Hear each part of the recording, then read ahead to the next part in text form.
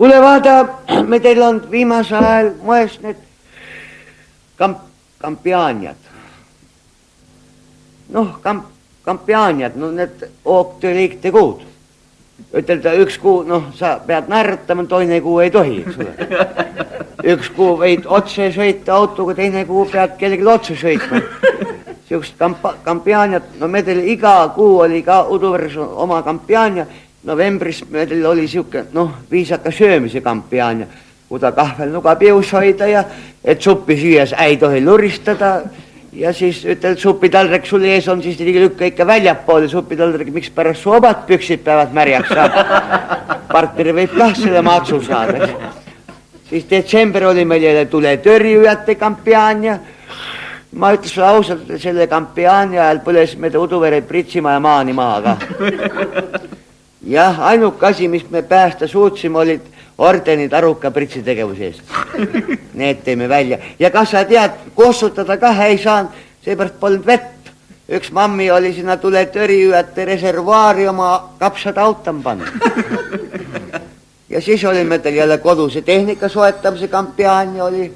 Ma mõtlesin, et mis ma siis too kodu, et ma too kaua see Hermine ütelda lapiga kummipuud pühib, et ma too omal tolmuimeja.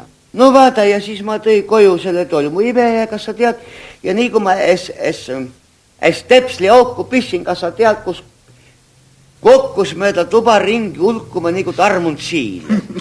Ja puhkus välja siuks jõuga, puhkus akna koos raamidega õue. Kas sa tead, mul uued kardinad ostetud.